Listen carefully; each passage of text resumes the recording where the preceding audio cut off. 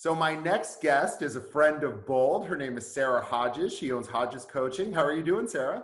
I'm doing pretty good, actually, all things considered. It's a nice sunny day here. How are you doing?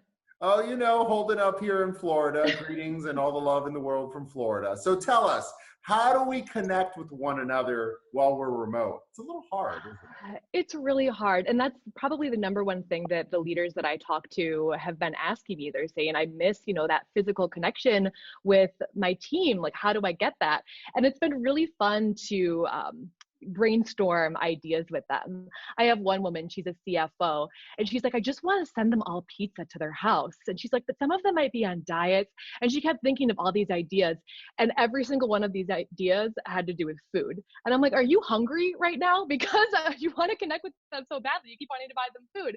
She's like, no, you're right. So we came up with some ideas to send them like adult coloring books or like puppets that they can make together, which sounds crazy, but she was just looking for a way to creatively connect with them, like a puzzle that they can all put together simultaneously and take pictures of it for each other. Because, work doesn't have to be all about work. I have another guy who runs a really unique team out in Michigan, and he works with kind of like men's men. They're not that fieldsy. They're not going to be doing any crafts with their team, but he sent them a video of just kind of what he's up to at home, the kind of projects he's working on, and they all started sending videos as well. So one guy started sending like videos of him post run, being like, oh yeah, I went for a run today. Other guys sent pictures of their dogs. And so even though it's been really hard to connect with teams, being remote has allowed people to connect with them in a different, new, creative, unique way and really understand that person as opposed to just an employee.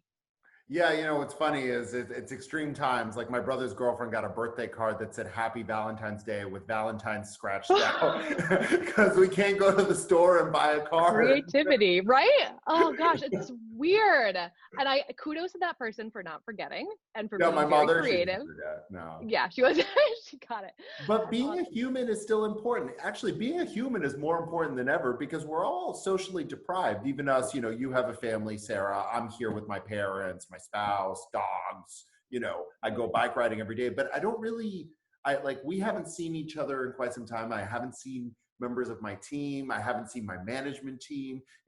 We can feel distant at times, can't we? Absolutely, absolutely. And I think that's all the more reason to, as a leader, kind of open things up, show them a little bit of, a window into your personal life and try to connect with them on a realer basis. Is that a word? In a really real, tangible, authentic way that makes them, I don't know, feel a deeper connection than they maybe would have on a normal day at the office. So side note, I also coach an emerging leader. He's a VP of a pretty major company. And he said, I used to talk to my CEO on a daily basis and I haven't heard from him in 3 weeks. Ooh. So, right? On the flip side, you have some leaders who I think are so overwhelmed and so overstressed that they're withdrawing. And I do speak to some of them who wake up and they say, I feel immobilized. Like the stress is overwhelming and I do not know where to start. And so I think that in certain cases, it's okay to connect with your team and say that, like, hey, I'm struggling with motivation here. How are you guys doing? Like in a genuine way, checking in with them emotionally and seeing where they're at is okay too.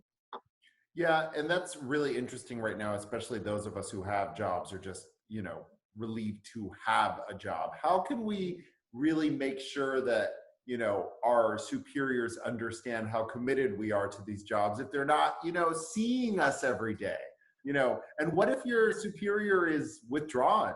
Do you chase them down? Like, how do you deal with that? Yeah, so back to the guy who was like, where's my CEO?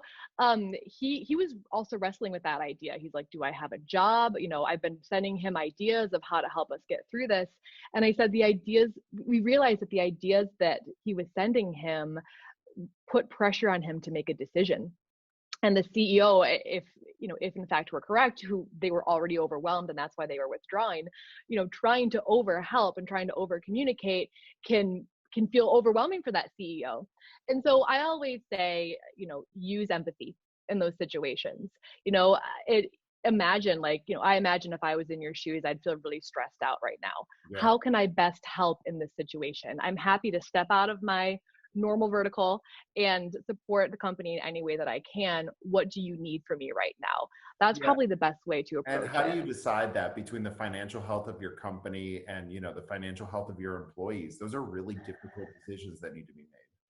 Absolutely, absolutely. And so when an employee is just in an open service role, they genuinely want to help and they recognize and see the struggle that their leader is experiencing, that can go a long way for a leader to see genuine support as opposed to interpreting communication as more pressure. So, one last question before I leave you, and I've been pondering this for a while. Do you think this whole experience with the pandemic is going to increase remote work, or is there going to be a backlash and everyone's going to be like, screw this, I'm always working from the office now? I know that I'm always working from the office now. And so I think that for many individuals who want to get out of their house, they're going to be dying to get to the office. I do wonder though, with larger corporations, if they are going to see a tremendous cost savings from their employees working from home. So I would not be surprised if you see a big pendulum shift in two opposing directions, where some people just they have to get back to work and their companies realize we need this human interaction, and others say we save so much money that we can actually keep more people on board and do more if they all work remotely from home. So I think there's no one answer there. Yeah, we haven't even talked about that yet, Sarah, because we're not there, but we may not go from complete social distancing back to normal. There may be an intermediary where we go into work a few days a week, the kids go to school a few days a week. It doesn't seem like it's just going to be off to the races once this is over for anyone. Yeah, and some of the graphs that I've seen from epidemiologists is that there'll be waves. So we'll come out from social distancing and then have to go back in and come out and go back in, which it leads me to believe that we're probably going to stay remote for a while. Don't tell me that. Well, on Right. that note, all the best to you, your Sorry. family, the baby, the bulldog, and everyone else in your household over there in Grand Rapids, Michigan. Thank you so much, Sarah. Thanks, David. Have a great day.